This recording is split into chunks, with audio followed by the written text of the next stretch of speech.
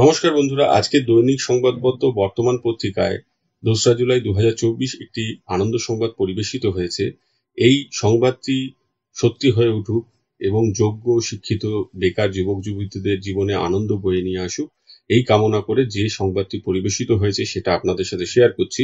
রাজ্যের তৃতীয় ও চতুর্থ শ্রেণীর প্রায় ১২,০০০ কর্মী নিয়োগে তৎপর এসএসসি। স্টাফ সিলেকশন কমিশনের এসএসসি চেয়ারম্যান পদ পূরণ হতেই সরকারি অফিসে স্থায়ী কর্মী নিয়োগের ব্যাপারে প্রশাসনিক তৎপরতা শুরু হয়েছে। এসএসসির মাধ্যমে সি এবং ডি গ্রুপে এবছরের মধ্যে কর্মী নিয়োগ প্রক্রিয়া শুরু করার পরিকল্পনা নেওয়া হয়েছে। সরকারি সূত্রের খবর, দুটি শ্রেণী মিলিয়ে প্রথম পর্যায়ে অন্তত ১১-১২ হাজার কর্মী নিয়োগ হতে পারে। এই প্রক্রিয়া শুরু করার জন্যই এসএসসি সদস্য পদগুলো পূরণ করতে হবে। বিধানসভায় সংশোধনী বিল পাশ করার পর এসএসসি আইনের একটি বিজ্ঞপ্তি জারি করা হয়েছে।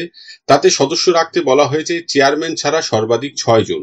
সদস্য নিয়োগ করার জন্য সরকারি পর্যায়ে উদ্যোগ নেওয়া হয়েছে। দিন কয়েক আগে কর্মীবর্গ ও প্রশাসনিক সংস্কার দপ্তর এসএসসি চেয়ারম্যান পদে অবসরপ্রাপ্ত আইপিএস আধিকারিক বিবেক সহায়কে নিয়োগের জন্য বিজ্ঞপ্তি জারি করে। ২০১১ সালে মা মাটি মানুষের সরকার আসার পর স্টাফ সিলেকশন কমিশন গঠিত হয়। পাবলিক সার্ভিস কমিশনের মাধ্যমে সরকারি দপ্তরে কর্মী নিয়োগে দেরি হচ্ছিল, তাই কর্মী নিয়োগের গতিবৃদ্ধির জন্যই গড়া হয়েছিল এসএসসি। একজন অবসরপ্রাপ্ত আইপিএস অফিসারকে এসএসসি চেয়ারম্যান করা হয়। গ্রুপ বি এবং গ্রুপ সি কর্মী নিয়োগের জন্য পরীক্ষা নীতি এটা গ্রুপ বি লেখা হয়েছে, সেটা গ্রুপ ডি হবে মনে হচ্ছে। নিয়োগের জন্য পরীক্ষা নিতে শুরু করে এসএসসি। ক্লার্ক নিয়োগের জন্য একবার ক্লার্কশিপ পরীক্ষা নেয় তারা, কিন্তু তারপর রাজ্য সরকার হঠাৎই এসএসসি তুলে দেওয়ার সিদ্ধান্ত নেয়। ক্লার্ক নিয়োগের দায়িত্ব ফের দেওয়া হয় পিএসসি কে। অন্যদিকে গড়া হয় একটি পৃথক গ্রুপ ডি রিক্রুটমেন্ট বোর্ড। রাজ্য সরকারের বিভিন্ন দপ্তরে বেশি সংখ্যায় গ্রুপ ডি কর্মী নিয়োগের জন্য এই ব্যবস্থা। পরে অবশ্য তুলে দেওয়া হয় এই বোর্ডটিও।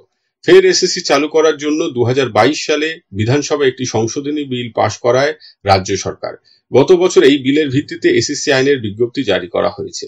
সরকারি সূত্রের খবর, নিউটাউনের একটি অফিস থেকে এসএসসি কাজ করবে। প্রথম পর্যায়ে গ্রুপ ডি কর্মী নেবে ৮,০০০-এর কিছু বেশি। গ্রুপ সি পদে নেওয়া হবে ৩-৪ হাজার জনকে। এজন্য প্রতিযোগিতামূলক পরীক্ষা নেবে এসএসসি।